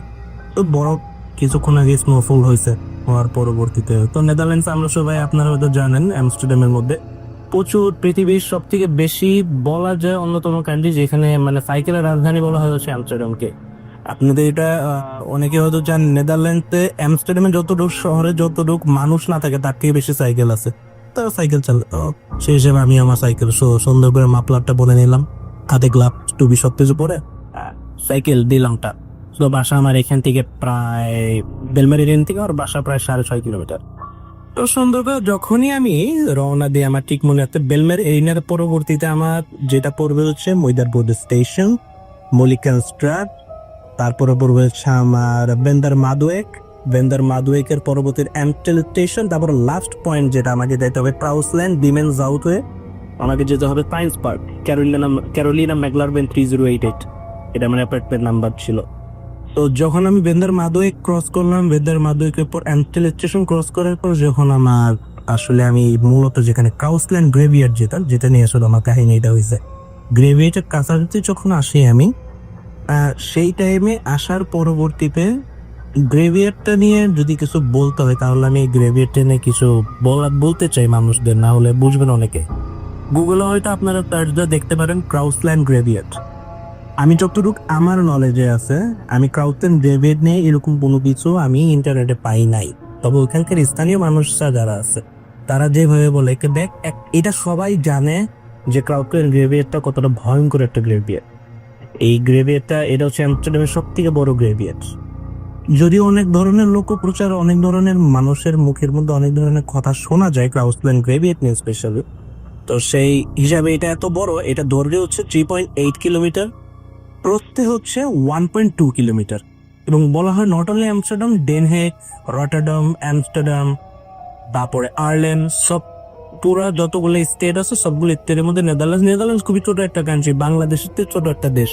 তো হোল নেদারল্যান্ডসের মধ্যেই বলা যায় এটা খুবই একটা বড় একটা গ্রেডিয়েন্ট। দ্বিতীয় বিশ্বযুদ্ধের সময় অনেক ধরনের দ্বিতীয় বিশ্বযুদ্ধ যখন হিটলার যখন পশ্চিমাঞ্চলে এবং উত্তর পূর্ব দিকে যখন আঘাত আনে, তখন নেদারল্যান্ড তো কিছু ধরনের ধ্বংসযোগ্য হয়। এবং ওয়ান্স আপন আ টাইম পর্তুগালের সাথে নেদারল্যান্ডস যখন পর্তুগিজদের সাথে যখন এটা প্রায় বলা যায় 1700 সালের দিকে, দ্বিতীয় বিশ্বযুদ্ধের অনেক আগে, যখন একবার আক্রমণ হয়, অ্যাটাক হয়, তখন অনেক ধরনের সৈন্য যারা পর্তুগিজরা যখন নেদারল্যান্ডকে যে কোনোভাবে হোক আক্রমণ করতে এবং তারা যখন প্রতিহত করার চেষ্টা করছে, তখন অনেক ডাচদের মেরে এখানে গণকবরও দেওয়া হইতে, মানে এই কথাগুলো শোনা যায়। এবং ওখানে স্তম্ভগুলো লেখাও আছে যে এত এত সালে এটা একটা গণকবর, 1793 সাল লেখা আছে, 1790 সাল লেখা আছে, দফায় দফায় বিভিন্ন সময়। তো ওইখানে অনেক ধরনের ভৌতিক কিছু কাহিনী হয়। এবং সাইডে দিয়ে এখানে অনেক মানুষের কাছে শোনা যায় যে এখান দিয়ে বেলজিয়াম, নেদারল্যান্ডস, জার্মানির 3টা দেশের ট্রায়াঙ্গেল করার জন্য মানে মিল সংযোগ একটা রোড আছে, হাইওয়ে রোড আছে, যেটাকে বলা হয় বিজনেস টানেল নেদারল্যান্ডসে। এই বিজনেস টানেলটাকে বিভিন্ন সময় এখান থেকে প্রচুর গাড়ি প্রতিনিয়ত জার্মানি, বেলজিয়াম, নেদারল্যান্ডসের মধ্যে যত বড় বড় লরি আছে, বাস আছে, সবগুলো আসলে এখান থেকে চলাচল করে। তো এখানে অনেক ড্রাইভারদের কাছে অনেক ধরনের ভৌতিক অভিজ্ঞতা বা অনেক ধরনের কথাবার্তা শোনা যায়। তো আমি আমার ঘটনায় আসি, আমি যখন ক্রাউসল্যান্ড গ্রেভিয়ার্ডটা ভয়ঙ্করের জন্য ক্রাউসল্যান্ড গ্রেভিয়ার্ডটা একটা বিশেষত্ব কি, এটা অনেক সুন্দর একটা গ্রেভিয়ার্ড। তারা এত সুন্দর করে গ্রেভিয়ার্ডটা সাজায় রাখতে, আপনারা জানেন ক্রিশ্চিয়ানরা তারা ফুল অলওয়েজ তাদের গ্রেভিয়ার্ডের মধ্যে থাকবে, সেটা কবরের উপরে হোক বা যে কোনোই হোক, আপনার তাদের বাগানের একটা সুন্দর একটা সিস্টেম লাগবে। তো যেহেতু একটা ভৌতিক একটা এক্সপিরিয়েন্স যেখানে অনেকেই বলে, সেই হিসেবে ক্রাউসল্যান্ড গ্রেভিয়ার্ডের গেট আছে হচ্ছে 19টা। এই 19টা গেটের মধ্যে বিশাল বিশাল সার্চ লাইট লাগানো থাকে, তো আলোর কোনো অভাব হয় না। নেদারল্যান্ডে অলওয়েজ তাদের কিছু ইতিহাস আছে যেটা আমি এখন আসলে বলতে পারতেছি না। তাদের ইতিহাস অনুসারে নেদারল্যান্ডকে কোনোদিনও অ্যামস্টারডাম শহরটাকে অ্যামস্টারডাম স্টেটটাকে, রাজধানীটাকে কোনোভাবেই তারা আলোর আধারচ্ছন্ন কোনো দিন রাখবে না বা অন্ধকারে কোনোদিন রাখে না, তারা আলো হিসেবেই রাখে। যদিও ইউরোপের সব কান্ট্রি, আমি 11টা দেশ ঘুরছি, সবগুলোর মধ্যে আমি দেখতে না সবগুলাতেই লাইটিং করে, তবে এখানে একটু বেশি আলোর ব্যবস্থাটা। সো আমি যখন ক্রাউডল্যান্ড গ্রেভিয়ার্ডের কাছাকাছি আসি, আমস্টেল স্টেশন ক্রস করার পর যখন আমি 19 নাম্বার গেট, এই সাইডে হচ্ছে 19 নাম্বার গেট, আর একদম ওই সাইডে হচ্ছে 1 নাম্বার গেট। 19 নাম্বার গেটের থেকে 19 নাম্বার গেট থেকে ডাইরেক্ট 11 নাম্বার গেট পর্যন্ত হচ্ছে, এটা আমি যদি তুলনা দিই, 19 নাম্বার গেট থেকে 11 নাম্বার গেট পর্যন্ত দেখা যায়। তারপরে ডানে মোচন নিলে ডান দিক থেকে 10 নাম্বার গেট থেকে 1 নাম্বার গেট। একটা জিনিস লক্ষ্য করলাম, এই রাস্তাটা সম্পূর্ণ লম্বা এবং বিশাল বিশাল গাছ আছে এই রাস্তাতে। আপনারা হয়তো জানেন এগুলা প্রায় 100 বছরের উপর এগুলা বয়স গাছের, বিশাল বিশাল গাছ। সো কোনো ধরনের লাইটিং নেই, ওই যে কোনো লাইটই জ্বলতেছে না, যেটা আমার কাছে সবচেয়ে অবাক করছে সেই সময়। কেন একটা লাইট নষ্ট হবে ওকে পাই, কোনো লাইট জ্বলবে না কেন? তবে বড় পড়লেও একটা জিনিস ওই দিন মানে ছিল, সেটা হচ্ছে আকাশে খুবই সুন্দর চাঁদ ছিল দ্যাট টাইম। সো চিন্তা করলাম, এত চিন্তা করার টাইম নেই। -14 -15 এরকম তাপমাত্রার মধ্যে কে কিভাবে ফিল লাইক দেখা যায় যে -19-20 হয়ে যায় অনেক সময়। আর যেহেতু সমুদ্র বৃষ্টির নিচে প্রচুর বাতাস থাকে, সে সময় শীত আরো বেশি লাগে। তো এত চিন্তা করার টাইম নেই, মোবাইলের ফ্ল্যাশ লাইটটা জ্বালাইলাম, যাইতে থাকলাম। যাইতে থাকতে আমি আমার যখন মনে রাখাম, যখন 17 নম্বর গেট ক্রস করে 13 নম্বর গেট, দ্যাট টাইম অলওয়েজ আমি বলি আনলাকি 13। এটা আমি জানি না কেন, অনেকের সাথেই হইতে এই ধরনের 13 নম্বর গেটের কাছে যখন আসলাম, সেই সময় সবচেয়ে অবাক বিষয়, আমি সেখানে এখন আমার একটা আরেকজনের নাম আমি অ্যাড করতে চাই, যে নামটা অ্যাড না করলি না। সেখানে দ্যাট টাইম আমার যে গার্লফ্রেন্ড ছিল, এমিলি গালপারক কোলি, she was Argentine. That time আমি দেখি এমিলি দাঁড়ায় আছে। স্বাভাবিক, আমি ফ্ল্যাশ লাইটের মধ্যে দেখি এমিলি দাঁড়ায় আছে, হয়তো সিগন্যাল দিয়েছে, যেটা সম্ভব না। এমিলি সেই সময় হঠাৎ করে না সাইকেল থামানোর বড় সময় আমি হঠাৎ করে দেখতে পারি যে তো তুমি দাঁড়াও, যে করে ও ল্যাঙ্গুয়েজে কমিউনিকেশন করবে, আমি বোঝানোর ক্ষেত্রে বলতেছি দাঁড়াও।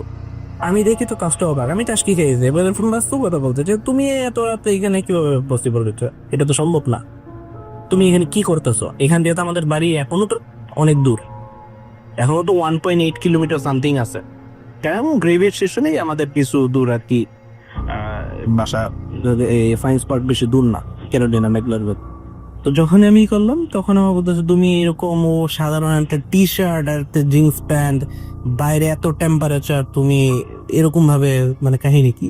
তাও যথাসম্ভব সেই করলো। আমি সাইকেল থেকে নামলাম, সাইকেল থেকে নেমে জিজ্ঞেস করার পরবর্তীতে হ্যাঁ আমার আন্টি তো এখানে আছে, আমার আন্টি সে আর্জেন্টিনা থেকে আসছে, আর ডেনমার্কে পোস্টিং ছিল, সে ডেনমার্কে দিয়ে নেদারল্যান্ড ঘুরতে আসছে, আর সে ইউনাইটেড নেশনে জব পাইছে, তো এখানে ঘুরতে আসছে, আমি তার সাথে দেখা করতে গেছিলাম। তুমি দেখা করতে গেছিল, আমি যখন তোমাকে সন্ধ্যা 7:30টায় কল দিই, তখন তো তুমি ঘুমাইতেছিলা, তখন তুমি ওকে বলো নাই না দীপ্ত এত কথা বললো না, চলো যাই, বাসায় যাই। সো এখন একটা কথা, 13 নাম্বার গেট দিয়ে একটা এই গ্রেভিটির ভিতর দিয়ে একটা মানে রাস্তা, এই রাস্তাটা 1 নাম্বার গেটে যা ঠেকে, একটা বড় রাস্তার মতো। এটার ভিতর দিয়ে 1 নাম্বার গেট দিতে পারলে আমার মিনিমাম না হলেও 350 মিটার আমার সাইকেল কম চালাইতে হবে।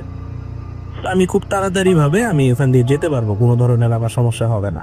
তো সেই সময় এমিলি আমাকে বললো চলো যাই, আমরা গ্রেভিটির ভিতর দিয়ে যাই, চলো।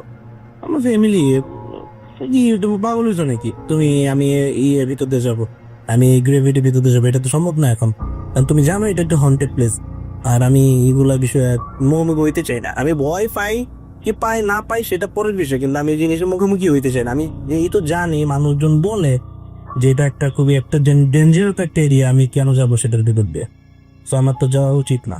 না, তোমাকে যাইতে হবে, চলো, জেগের যাইতে হবে, তোমাকে যাইতে হবে। এক কথা কাটাকাটিতে মানে আমি যখন তাকে মানে সে যখন ভিতর ঢুকে না, তখন আমার হাত ধরছে, আমি তার হাত যখন ধরছি, কেন সে যাবে, একা যাবে, আমাকে ছাড়াই সে যাবে ওইটার ভিতর দিয়ে, আমি তার হাত ধরছি, সে আমাকে একটা ঝাটকা দেয়।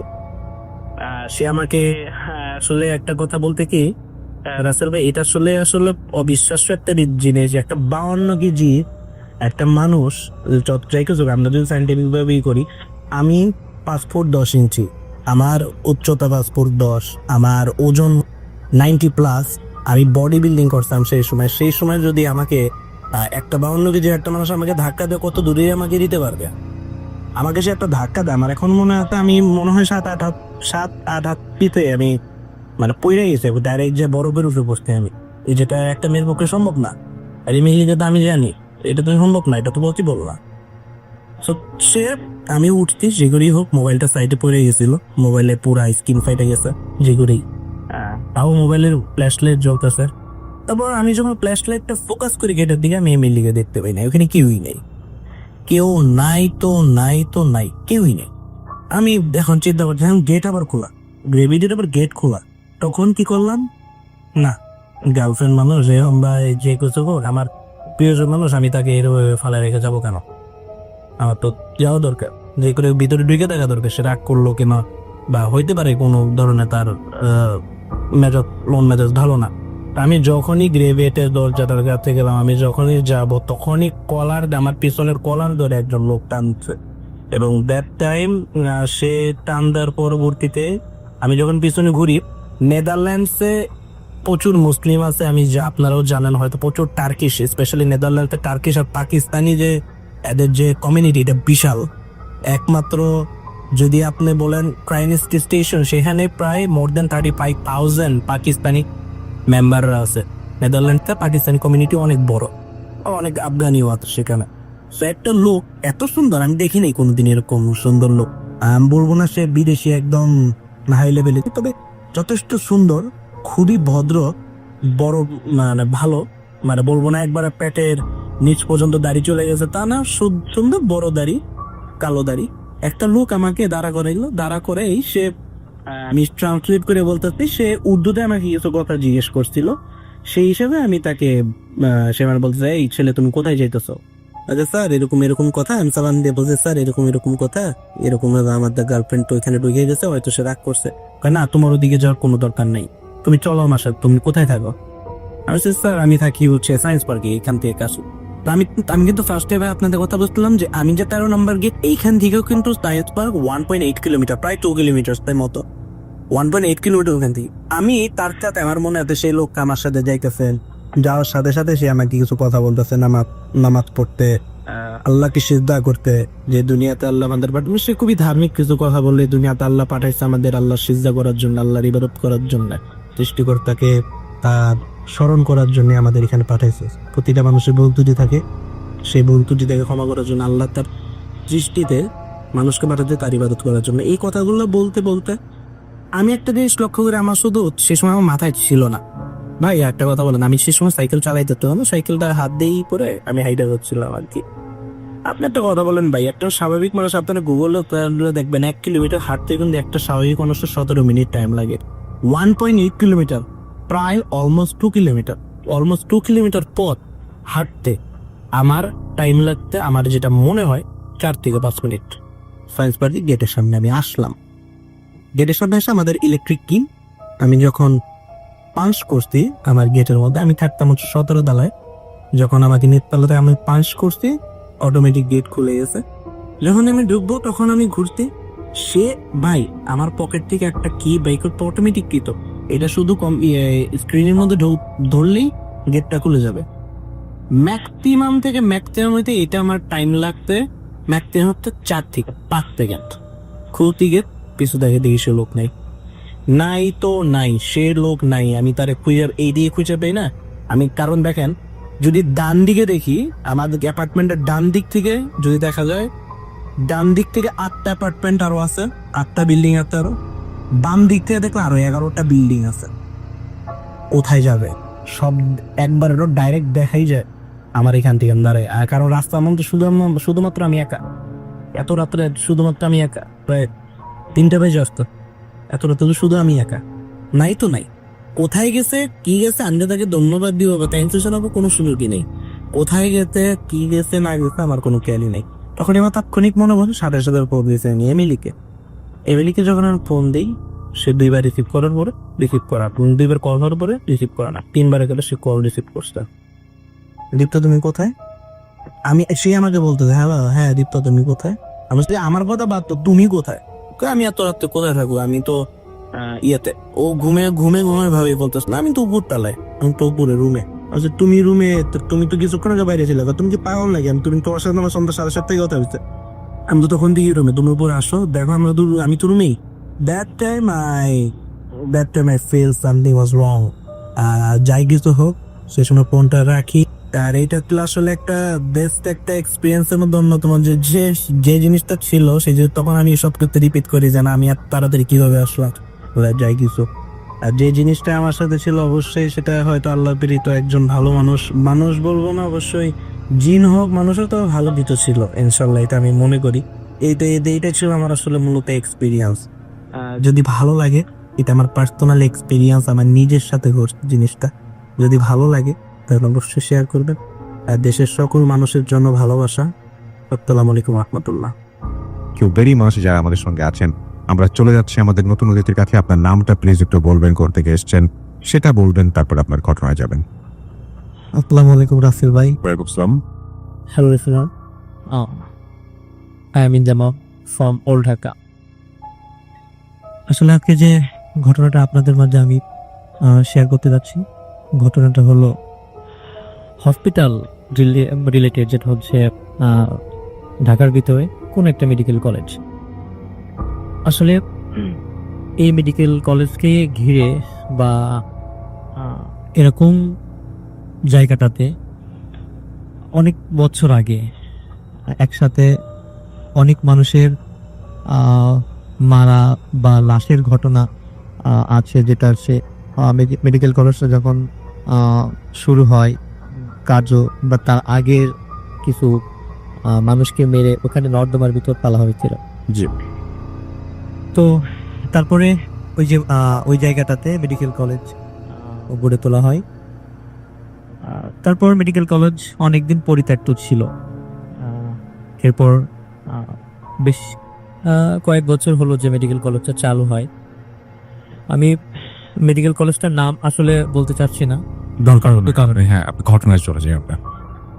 মেন ঘটনা হচ্ছে আমার আম্মু এবং আমার খালাতো ভাইয়ের সাথে। জি। আমার আম্মু আমার খালাতো ভাইয়ের বাসা, আমার আন্টির বাসার 2 বছর আগে বেড়াতে আসে। দেন আমার আম্মু একদিন মেডিকেল কলেজে ঘুরতে যায়। ঘুরতে যাওয়ার পরে আমার আন্টি ওখানে সিনিয়র স্টাফ নার্স, ওনার কাছে যায়। যাওয়ার পরে উনি ঘুরে টুরে যখন বের হয়, হসপিটালের সারাউন্ডিং পরিবেশটা উনি ভালোভাবে দেখতে চায়। তো উনি ঘোরাঘুরি করে ছোট খালাতো ভাইকে সাথে করে নিয়ে। তো ঘোরাঘুরি করতে করতে এক পর্যায়ে আমার আম্মু একটা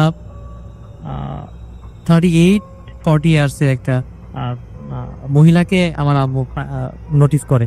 উনি আমার আম্মু আমার ছোট যে ভাইটা যেখানেই যাচ্ছে সেখানেই ওই মহিলাটা আমার আম্মুদের সামনে সামনে ঘোরাঘুরি করতেছে। আবার আমার আম্মুরা যে পড়তে যাচ্ছে তার আগে ঘুরে উল্টা দিক থেকে আমার আম্মুদের সামনে। তো বিষয়টা আমরা ভাবছি নর্মালি নেই। তারপরে আসলে ছোট ভাইটা অনেক ভয় পায়।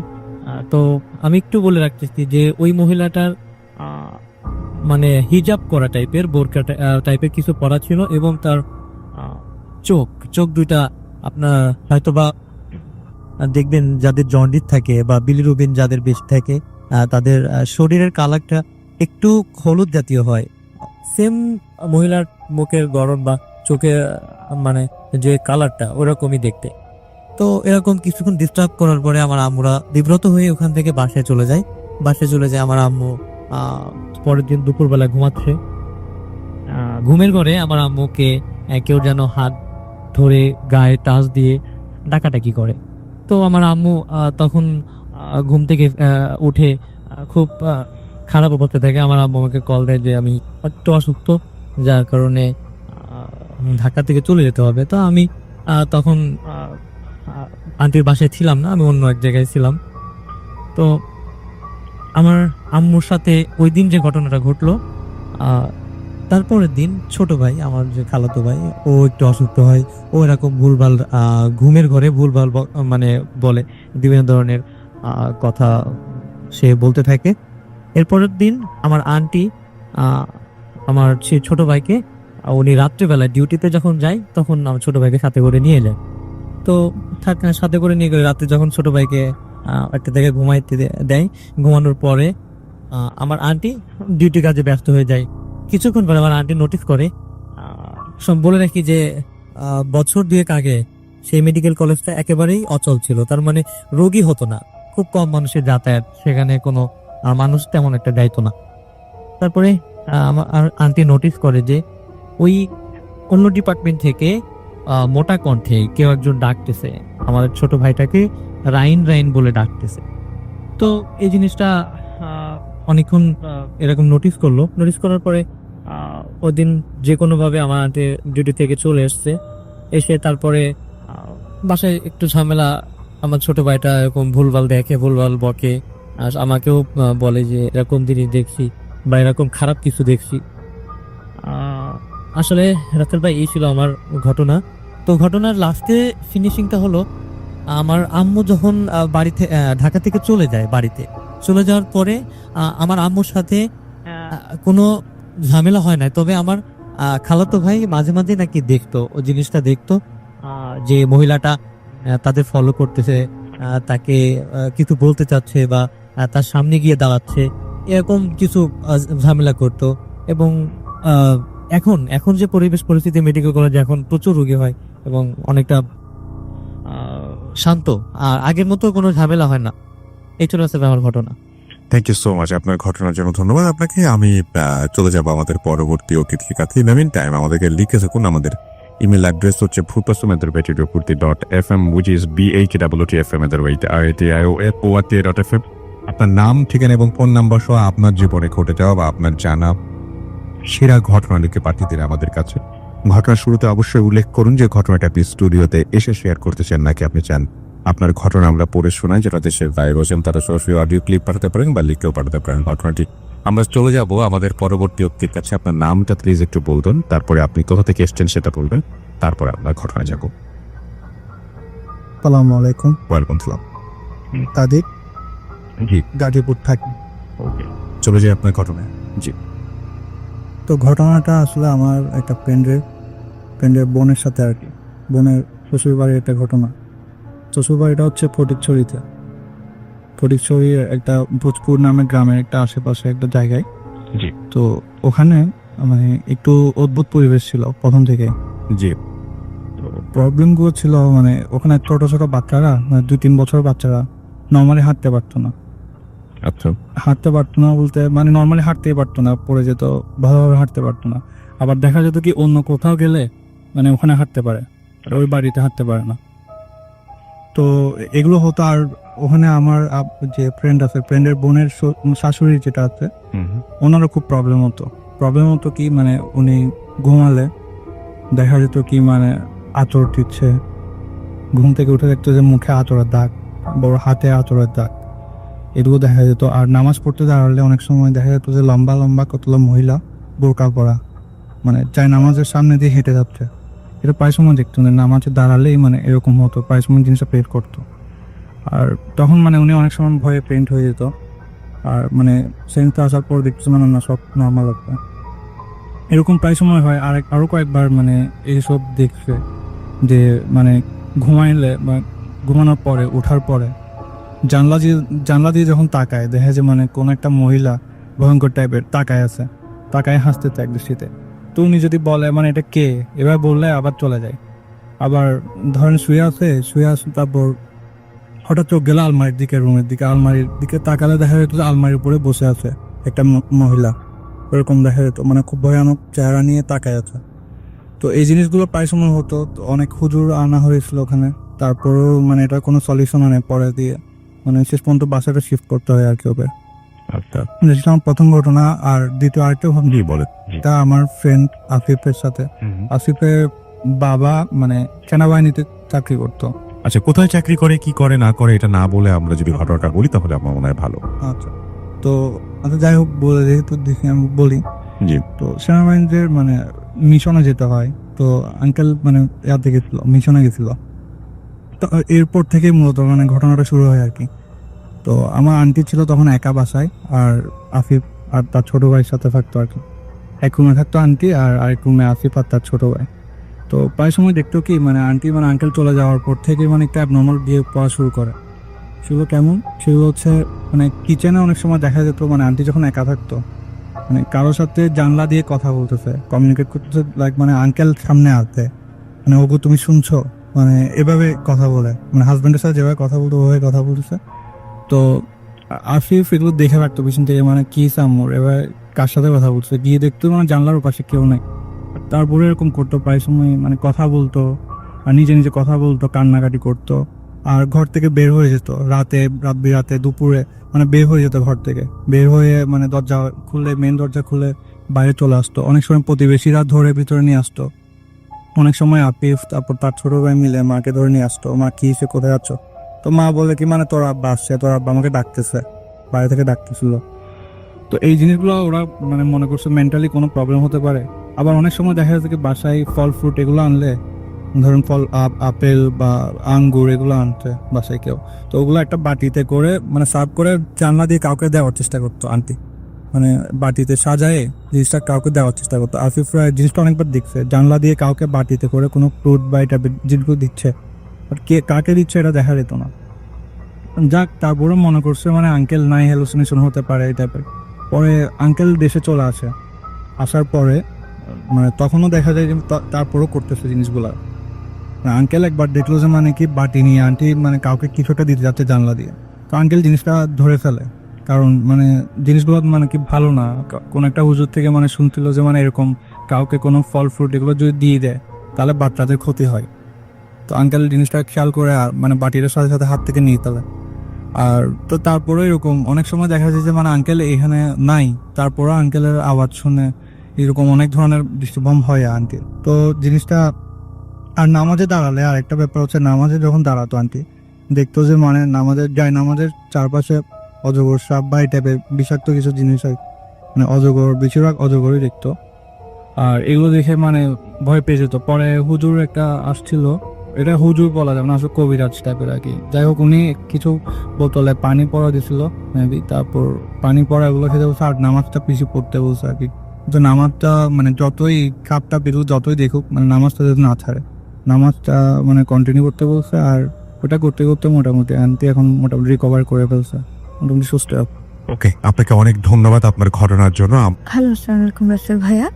আশা করি আপনি ভালোই আছেন, কেননা আপনি সবসময় ভালো তালে থাকে। তো আমি মিখিলা বলছি সাভার থেকে। তো আজকে যে কাহিনীটা বলবো সেটা হচ্ছে আমার বড় কাকির সাথে ঘটে যাওয়া, বড় কাকি বা বড় কাকার টোটাল ফ্যামিলির সাথে। তো আজ থেকে 9-10 বছর তো হবেই, মানে এর আগের ঘটনা। তো কাকা তখন পুরীতে ছিল, অতিথি ছিল তিনি। তো তার থানার কাছাকাছি কোয়ার্টারে আমার কাকি মানে আমার কাকার ফ্যামিলি থাকতো। তো কাকার রাতের মানে কিছু কেসের কারণে রাতের ডিউটি পড়ে। তো রাতের ডিউটি পড়ার কারণে তার আস্তে আস্তে 1-2 এরকম টাইম বাঁচতো বা তারও বেশি কিছু প্রবলেমের কারণে। তো সেরকমই একদিন সবাই ঘুমিয়ে পড়ছে, তখন বাজে 1টা। তো আমার কয়েকদিন রুমে ফোন টিপতেছিল বা ঘুমিয়ে পড়ছে, এরকম একটা মোমেন্ট। তো 1টা থেকে দেখতে পাচ্ছি এরকম। তো আমি সাধারণত জানি যে সরকারি কোয়ার্টারগুলো এরকম হয় যে ফার্স্ট অফ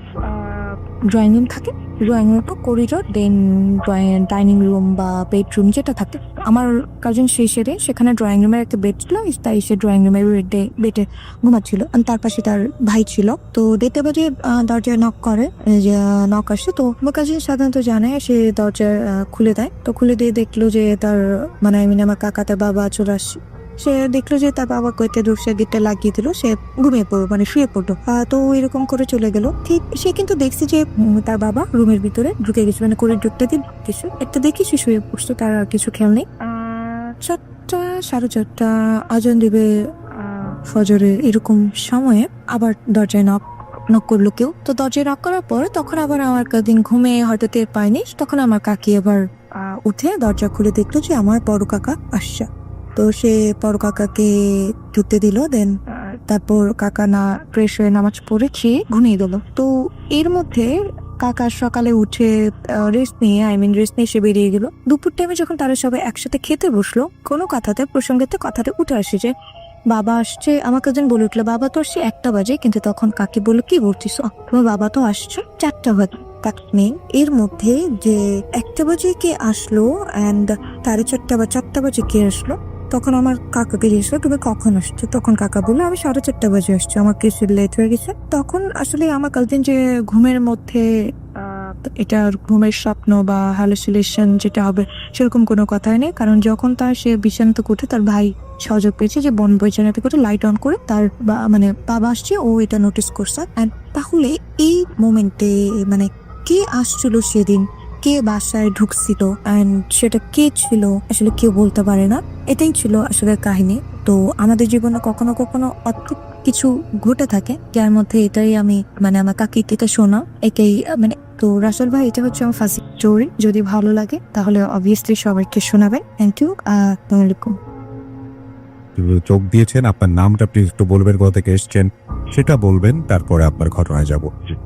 রাতুল ভাই আসসালামু আলাইকুম, আমার নাম আমি রিসুয়েল রানা, আমি আসছি গাজীপুর থেকে। আমার হোমটাউন হচ্ছে কক্সবাজার। আমার ঘটনাটা মূলত চট্টগ্রামে। সময়টা 2014 সাল, তখন আমি ক্লাস 6 পড়তাম। হ্যাঁ, আপনারা যারা শুনতেছেন তারা নিশ্চয়ই জানেন চট্টগ্রামের কর্ণফুলী নদীর পাশে একটা বলিরহাট নামে একটা এলাকা আছে। ওই এলাকাটার চারিপাশে আপনার পানি থাকে। ঠিক সেখানে একটা স্কুল ছিল। এই স্কুলের পিছনে হচ্ছে আপনার পুরোটা ডুবা নালার মতো। ওই স্কুলের বর্ণনাটা দিয়ে এরকম, স্কুলটা ছিল আপনার 3 তলা। নিচতলায় ছিল একটা অফিস রুমের পাশে ছিল আমাদের মানে বাসাটা। আমরা 3 ভাই ব্যাচেলর থাকতাম, আর 2 তলা আর 3 তলায় ছিল ক্লাসরুম। তো আমাদের বড় ভাই যিনি ছিল উনি অফিস করতো।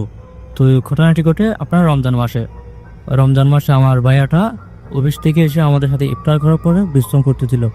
হ্যাঁ, আমরাও বিশ্রাম করতেছিলাম। আমরা সারা রাত যখন আজান দেয় তখন নামাজ পড়ার জন্য মসজিদে চলে যাই। তখন দরজাটা কিন্তু একটু খোলা ছিল। তো ভাইয়া হুট করে ঘুম থেকে উঠে থেকে দরজাটা খোলা। তারপর উনি এসে দরজাটা বন্ধ করে দেয়। বন্ধ করে দেওয়ার কিছুক্ষণ পর নাকি একজন এসে দরজা নক করলো, ঠুক ঠুক বলে নক করলো। তখন ভাই গেল, মনে করলো আমরা নামাজ শেষ করে আসলাম। তো ভাইয়া গিয়ে দেখে কি মানে যেটা দেখলো সেটা আপনার এখনো উনার চোখে বাসে, এখনো ওনার রুম আপনার দাঁড়িয়ে যায়। এমন একজন লোক দেখলো, তিনি অনেক লম্বা, প্রায় আপনার সাথে লেগে যাচ্ছে এরকম একজন লোক। ওনার মুখ ভর্তি সাদা দাড়ি, টপটপে সাদা দাড়ি, আপনার ফেসটা ছিল অনেক সাদা, মানে পৃথিবীতে নাকি এরকম সাদা মানুষ কখনো দেখেনি। তারপর উনি তখন ওই লোকটা আমার ভাইয়েরাকে বললো আসসালামু আলাইকুম বলে হাতটা বাড়িয়ে দিল। যখন হাতটা বাড়িয়ে দিল তখন ভাই প্রচুর ভয় পেয়ে যায়। ভয় পাওয়ার সাথে সাথে উনি দরজাটা লক করে দেয়। লক করে দেওয়ার সাথে সাথে মানে ওনার কাছে নাকে এমন একটা ঘ্রাণ আসলো, মানে ওই ঘ্রাণ কখনো মানে ওনার কখনো নাই, সুগন্ধি, মানে এত বেশি সুগন্ধি যেটা ওনাকে মানে আপনার এক প্রকার মানে ভয় করে দিচ্ছিল এবং আবার ভালো লাগতেছিল। তারপর ভাই তাড়াতাড়ি গিয়ে উদু করার পর আপনার জায়নামাজে নামাজ পড়লো। নামাজ পড়ার পর কিছুক্ষণ কোরআন তেলাওয়াত করলো। কোরআন এর মধ্যে আমরা নামাজ শেষ করে আসার পর দেখি ভাই খাপতেছে। তখন আমার ভাই আমাদেরকে নিয়ে প্রথমে ছাদে গিয়ে সব কিছু চেক করলো। বড় একা ভালো, আমাদের বাসার এক পাশে ছিল আপনার একটা বাসদার। তো বাসটারও ভালো করে মানে টর্চ দিয়ে চেক করলো, দেখতেছে ওখানেও কিছু নেই। এরপর 2 তলা এবং 3 তলা ক্লাসরুমগুলো সবগুলো চেক করা হলো। চেক করার পরও মানে দেখতেছি কিছু নেই। তারপর মানে তখন থেকে আমাদের সাথে ঘটনাটা শুরু এমন হতো। আমরা তখন দুপুরের পরে ঘুমাচ্ছি, দেখতেছি আপনার কোরআন তেলাওয়াতের আওয়াজ আসতেছে। আবার মাঝ রাতে দেখতেছি আপনার আজানের আওয়াজ আসে। তবে আওয়াজ এই আজানের এবং কোরআন তেলাওয়াতের আওয়াজগুলো আমরা শুনতাম। আর ভাইয়া কি হতো তখন প্রায় সময় প্রতিদিন আপনার কন্টিনিউ ওই লোকটাকে স্বপ্নে দেখতো। এরপর আমরা বাসাটা চেঞ্জ করে ফেলি।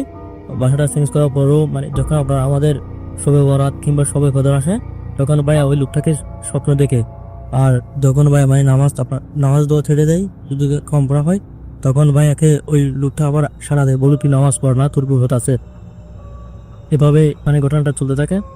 মানে আপনার সবচেয়ে আশ্চর্য বিষয় হচ্ছে যখন রমজান মাসে প্রায় ওনাকে স্বপ্ন দেখে। বর্তমানে ওই কি চলমান ওনার কাছে। এই ছিল আমার ঘটনা। রাসেল ভাই আসসালামু আলাইকুম। Thank you so much. আপনার পরবর্তী অতিথির কাছে আমি যাব এবং আপনার নামটা প্লিজ একটু বলবেন, আপনি কোথা থেকে এসছেন সেটা বলবেন, তারপর আপনার ঘটনায় যাবো। হ্যালো রাসেল ভাই, আমি শাহিন, আমি এসছি কোকাকলা থেকে। আমার বাড়ি হলো গাজীপুর। আমি আগে একটা ঢাকার একটি জায়গাতে থাকতাম, এখানে জব করতাম। জব করার সুবাদে আমি যেহেতু ব্যাচেলার ছিলাম, একটি ব্যাচেলার বাসায় থাকতাম। এখানে আমার খালাতো ভাই এবং আমি এবং আমার আরেকজন লোক থাকতো। যেহেতু তখন কাজের খুব চাপ ছিল, সারাদিন ক্লান্ত থাকার পরে আমি সন্ধ্যায় বাসায় আসতাম, আসার পরে খাওয়া দাওয়া করে সাথে সাথে ঘুমিয়ে পড়তাম। ওই দিনও একই কাজ করছিলাম, সারাদিন কাজ করার পরে সন্ধ্যা এসে তারপরে খাওয়া দাওয়া করে তারপরে ঘুমিয়ে পড়লাম। ঘুমানোর পরে রাত 3টার দিকে আমার হঠাৎ করে ঘুমটা ভেঙে যায়। ঘুম ভাঙার পরে আমি চোখ টোক ধরতেছি, ধরা চোখ মুখ মুছতেছি। মোছার কিছুক্ষণ পরে আমি একবার ডানে তাকালাম, আবার বামে তাকালাম। তাকানোর পরে আমি কিছু দেখতে পেলাম না। হঠাৎ করে বামে তাকাই দেখি যে একটি সাপ মানে আমার দিকে আসতেছে। আসার পরে আমি ভাবলাম যে হয়তো এটা স্বপ্ন দেখতেছি। তারপর আমি বাম দিকে আবার ঘুমাই পড়লাম। বাম দিকে ঘুমাই পড়ার পরে হয়তো কিছু আবার সাপ আসতেছে। তারপর দেখলাম যে অনেকগুলো সাপ আসতেছে আর কি, এরকম ভাবে আসতেছে। আমি নিচে আমি মানে ফ্লোরে ঘুমাইতাম বেশিরভাগ। ফ্লোরে ঘুমানোর সুবাদে ওই সাপগুলো যখন আমার দিকে আসতেছিল তখন আমার এরকম ভয় করতেছিল যে আমি মানে ভয়ে থত করে কাঁপতেছি। তারপর আমি হঠাৎ চিল্লান দিয়ে খাটের উপর উঠলাম। খাটের উপর ওঠার পরে আমার খালাতো ভাই বলতেছে যে কি হয়েছে। আমি বললাম যে সাপ। বললো যে সাপ কোথায়? আমি বললাম ওই যে দেখেন নিচে। আমি তো দেখি না। আমি বললাম আমি তো ঠিকই দেখতেছি সাপ। পরে বলি এগুলো কিছু না, তুমি ঘুমাই পড়ো, তুমি স্বপ্ন দেখছো। আমি না, তো আমি স্বপ্ন দেখি নাই, কারণ আমি ঘুম থেকে ওঠার পরে 5 মিনিট পরে আমি এগুলো দেখছি। কয় না এগুলো তোমার ভুল, তুমি ঘুমাই পড়ো, কোনো সমস্যা নেই, পানি খেয়ে ঘুমাই থাকো। তখন আমি পানি খেয়ে ঘুমাই দিচ্ছি। ঘুমাই থাকার আবার কিছুক্ষণ পরে আবার একই কাহিনী দেখি যে অনেকগুলো সাপ আমারে মানে কামড় দিতে আসতেছে। তখন আমি ভয়ে রুম থেকে বের হইয়া ছাদে তুলে দেই। ছাদে তুলে যাওয়ার পরে তারপর আমি সকালবেলা যখন ফজরের আজান দেয় তখন আমি ওইখান থেকে বের হয়ে আসি। ওইখান থেকে আসছে তারপর আমি তখন ঘুমাই। এই গেল আমার প্রথম তারপর আমি এর কিছুদিন পরে ওইখান থেকে আমি বাসা চেঞ্জ করে দিই। বাসা চেঞ্জ করে নতুন বাসায় উঠি। নতুন বাসায় ওঠার পরও সেম একই কাহিনী ঘটে। একদিন রাতে আমি ঘুমাই রয়েছি। ঘুমাই থাকার পরে আমার বড় ভাই ওই দিন ছিল না, আমি একাই ঘুমাইছিলাম। হঠাৎ রাতে 3টার দিকে ঘুমটা আমার ভেঙে যায়। তারপর আমি ডান দিকে আমার দরজাটা খোলা। তখন দেখি সাপটা আস্তে আস্তে করে দরজা বেয়ে উপরে উঠছে। উপরে উঠা তারপরে মশারির যেই কিনারা ছিল ওই কিনারা দিয়ে আস্তে আস্তে বাইতে মশারির উপর দিয়া আমার পায়ের দিকে নিচে নামতেছে আর কি। নিচে নামার পরে নিচে নামিয়া আমার দিকে ফনা করে কামড় দেওয়ার জন্য করতেছে। তখন আমি খুব ভয় পেয়ে গেছি। ভয় পাওয়ার পরে আমি দৌড় দিয়া বের হয়ে গেছি। বেরোর পরে ডাইনিং রুমে আমি দাঁড়াইছি পরে আমার ডাইনিং রুমে আমরা যে চাচা থাকতো উনি বলতেছে যে কি হয়েছে। আমি বললাম কিছুই হয় নাই। কিছু হয় নাই মানে কিছু তো হয়েছে। কি হয়েছে তাড়াতাড়ি বলো। পরে বললাম যে ওই যে সাপ। কই সাপ? আমি বললাম যে রুমের ভিতর সাপ। কয় না এগুলো কিছু না, তুমি ঘুমাই পড়ো, তুমি দেখতেছো। তারপর আমি ঘুমাই ফেলছি। ঘুমাই থাকার পরে আবার কিছুক্ষণ মধ্যে একই স্বপ্ন, মানে স্বপ্ন দেখি নাই, মানে স্বপ্নতে ঘুমেতে উঠা তারপর দেখছি এই কাহিনী। তারপর আমি দৌড় দিয়া ছাদে গেছি। ছাদে গিয়া প্রায় 3 ঘন্টা থাকার পরে তারপর বড় হওয়ার পরে আমি বাসায় আসছি। তারপরে এই বিষয়ে আমি আমার এলাকায় এক হুজুর ছিল, হুজুরকে বললাম যে হুজুর এরকম অবস্থা আমার, যে আমি খুব ভয় পাইছি। আসলে এটা অন্য কিছু না, এটা হলো একটা জিন, সাপ জিন। ওই জিনটা তোমারে ভয় দেখাইলে সে মজা পায়। আমি বললাম যে কেন আমার ভয় দেখায় কেন? কয় না ও তোমার ভয় দেখায় খুব মজা পায়।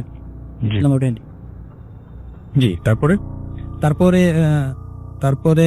মজা পায়। তারপরে আবার আরেকদিন রাত্রে প্রায় 3টা বাজে, তখন ওই সময় আমি মনে করেন যে ঘুম থেকে ওইটা ওয়াশরুমে গেছি। ওয়াশরুম থেকে মানে আপনি এটাকে এগুলো কি এখনো ভুগছেন আপনি? না, এখন আর ভুগি নাই। তারপর আমি যে বিয়ে করার পরে এই জিনিসটা এখন হচ্ছে না, কিন্তু মূলত ওইটা ছিল একটা জিন সাপ, যেটা আমাকে ভয় দেখে করতো আর কি। ও মজা পেত। উনি বলতো যে আমাকে যে হুজুর ছিল উনি আমাকে একটা তাবিজ দিছিল। ওই তাবিজটা পরবর্তীতে আমার গলা থেকে নিয়ে যায় আর কি। আচ্ছা, মানে এটাই মানে আপনার ওই তাবিজটার কারণেই হয়তো আপনার হ্যাঁ, তাবিজটা দেওয়ার পরে তাবিজটা হুজুর দেওয়ার পর তাবিজটা আবার ওরা নিয়ে গেছিল ওরা। আচ্ছা আর ওই হুজুরটা বলছিল যে ওই সাপটা যখন আসবে তখন আপনি ভয় পাওয়ার কোনো কারণ নাই, আপনি বলবেন যে আচ্ছা আপনি আমার কাছে আসবেন না, আমি তো ভয় পাই। মানে কবে থেকে আসে না এটা? এটা কবে আসে? এই বছরে জানুয়ারি থেকে আর আসে না। কেন আসে না? যেহেতু আমি এখন বিয়ে করে ফেলছি, বিয়ে করার পর এই জিনিসটা ছিল। ধন্যবাদ আপনাকে। আমাদের সাথে আরো অনেক মানে ঘটনা আপনারা পাঠাবেন এটা আশা করবো এবং